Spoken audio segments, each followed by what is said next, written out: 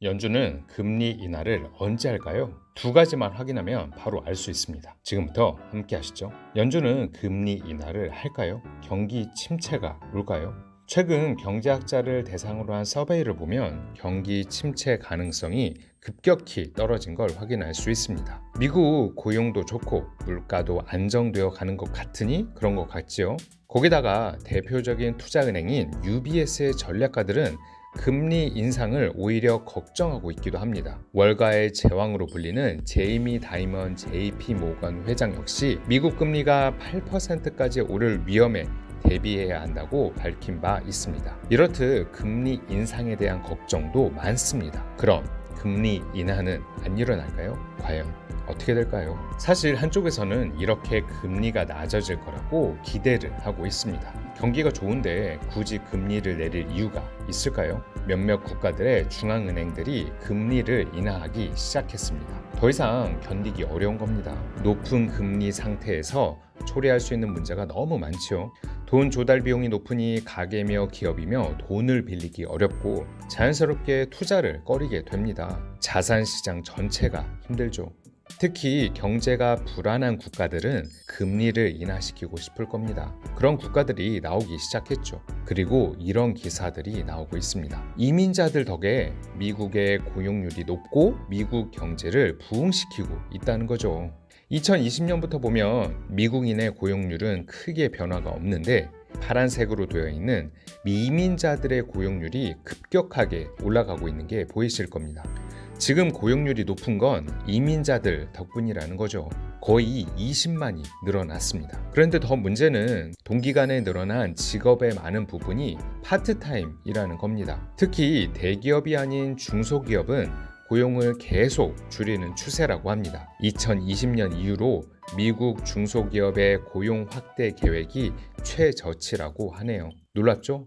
그러니 경제가 겉으로는 좋아 보이지만 실제로 열어보면 이런 문제들이 있다고 하는 겁니다. 연준에서도 이런 내용을 지켜보고 있을 테고 그러다 보면 고금리를 무조건 고수하기는 어려울 겁니다. 그럼 앞으로 어떻게 될까요? 금리는 인하할까요? 아니면 그대로 유지할까요?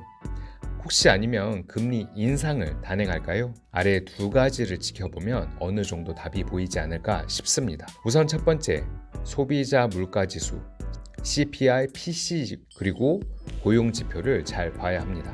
소비자 물가지수가 목표인 2%에 가까워졌는지 고용지표가 계속 안정적으로 유지되는지 봐야 합니다. 그럼에도 고용의 내실은 불안정함을 인지하셔야 합니다. 앞에서 얘기한 것처럼요. 그래도 결국 이 수치들이 연준에서 가장 주시하는 숫자들이니 고용에 좀 문제가 생기거나 물가 목표에 좀 더 가까워진다면 금리 인하를 할 확률이 높겠죠. 근데 이보다 더 중요한 건 대선에 있지 않을까 싶습니다. 아니 정확하게는 연준 의장의 욕망 때문에 그렇습니다. 바이든이 되든 트럼프가 되든 파월 연준 의장은 연준 의장을 더 오래 하고 싶으니까요. 미국 대선 이후에 연준 의장 연임 여부가 결정되거든요. 미국 대통령에 의해서 말이죠. 대선 전에 경기가 좋다면, 주가가 좋다면 현 대통령인 바이든이 연임될 확률이 높습니다. 경제가 좋고 주가가 좋은데 미국 국민들이 굳이 불안정하게 트럼프를 뽑을 이유는 없으니까요. 그래서 파월 연준 의장은 바이든이 연임이 될 확률이 높다면 대선 전에 금리를 내려서 붙이기를 할 확률이 높습니다. 그렇게 파월 의장은 자리를 보존하려고 할 겁니다. 바이든이 자기를 지켜준 파월을 버릴 이유는 없겠죠. 반대로 트럼프가 될 확률이 높다고 하면 파월은 절대 금리를 내리지 않을 겁니다. 오히려 금리를 올리려고 할지도 모릅니다. 그렇게 주가가 폭락하고